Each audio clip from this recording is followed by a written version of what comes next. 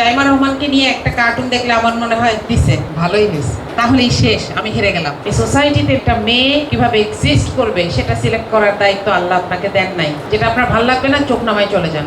সমস্যাটাকে সমস্যা হিসেবে আইডেন্টিফাই করেন, সমস্যাটাকে দলীয়করণ করবেন না। আজকে যদি জাইমা রহমান আমার অপোজিশনে, আজকে যদি জাইমা রহমানকে নিয়ে একটা কার্টুন দেখলে আমার মনে হয় দিছে ভালোই হয়েছে, তাহলেই শেষ, আমি হেরে গেলাম। আজকে যদি বিএনপির কারোর আমার একটা ভিডিও দেখলে মনে হয় ভালো হয়েছে, খুব না পটপট করে একদম উচিত পথ দিছে, তাহলে আমি হেরে যাচ্ছি।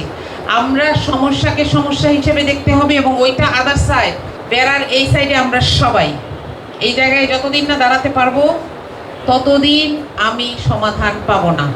আমার যেই কর্মী আমাকে এসে বলবে যে আজকে তো দিয়েছি একটা মিম বানায় দেখেন, তা আমি এখানে একটা গিয়ে একটা হাঁকা দিলাম, সে মনে করবে যে তাইলে এটা জায়েজ, অপর পক্ষকে করা এটা ঠিক, তাই না?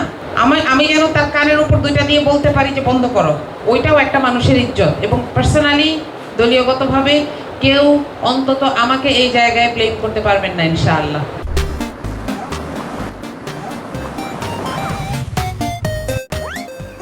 আমি জাইমা রহমানের সাথে যখন ঘটনাগুলো ঘটেছে আমি লিখেছি, এবং এটা আজকে থেকে না, 5 অগস্ট যখন মেয়েদের পার্সোনাল কাপড়গুলো নিয়ে রাস্তায় দেখানো হচ্ছিল, মানুষ ফুর্তি করেছিল, আমি সেটার বিরুদ্ধে কথা বলেছি। আমি একটা রেজিমকে অপোজ করতে পারি, কিন্তু একটা মানুষের মানবিক সম্মান আমার কাছে সব সময় ইম্পর্টেন্ট। এটা আপনাকে মাথায় রাখতে হবে, এখানে একমত হইতেই হবে। এটা হচ্ছে সমাধানের প্রথম ধাপ। দ্বিতীয়টা হচ্ছে আইন আছে, এখানে আমরা অনেকগুলো কথা শুনেছি, আইনের বাস্তবায়ন লাগবে, এটাও আমরা শুনেছি। কিন্তু ভাই, আমি বলবো, আমাদের মেয়েদেরকে বলবো যে চামড়াটা একটু মোটা করতে হবে। ডাব গাছে কেউ ঢিল দিয়ে ডাব পারতে পারে না, সাহসও করে না। কেন? কারণ ওটা টু হাই টু রিচ, ওইখানে যেতে হবে। এত পাত্তা দিয়েন না। কেউ কথা বললে আমি যখন কান্না করি, তো সে তো খুশি যে সে আমাকে আঘাত করে, অনেক মজা লাগবে তার। এই জায়গাটায় তাকে যেতে দেবেন না। তার মানে কি রিয়াকশন দেখাবেন না? দেখাবেন, উল্টা দুইটা বলবেন, আপনি যে দলের এখন। তৃতীয়ত হচ্ছে যে, এবং এটাই শেষ কথা, সেটা হচ্ছে দেখেন আজকের এই গ্যাদারিংটাকে দেখেন, আপনারা একটু মনোযোগ দিয়ে দেখেন। এখানে সীমা আছে, এখানে একটু আগে সাবিকুন ছিল, দুই এক্সট্রিমের পোশাক পরা, তাই না?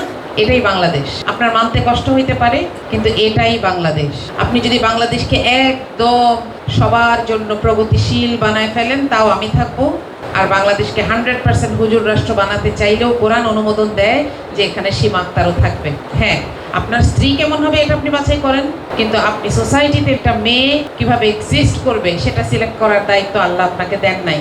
আমি কোরআন পড়েছি, হাদিস পড়েছি, আমি জানি। তাহলে কাজটা কি? যেটা আপনার ভালো লাগবে না, চোখ নামায় চলে যান। রাস্তায় যেতে যেতে আপনার পকেটে 10 টাকা আর দোকানের শোকেসে 25 টাকার খাবার, আপনি কখনো আক্রমণ করেন? Do get my point? কিন্তু তাহলে একটা মেয়ে যখন কাপড় এদিক ওদিক হবে, যেটা আপনার পছন্দ হবে না, আপনার কেন মনে হবে এই মেয়েটা আপনার আক্রমণযোগ্য? রাসূল সাল্লাল্লাহু আলাইহি সাল্লাম বলেছেন, সেই লোক মুমিন না যার মুখ এবং হাত থেকে আরেকজন নিরাপদ না। আপনি যদি ইসলামের নামে এগুলো করেন, তাহলে আপনার এটা মনে রাখা উচিত। আর যদি প্রগতির নামে এটা করেন, তাহলে তো আপনার নিজের কথাই যথেষ্ট আপনাকে ঠেকানোর জন্য।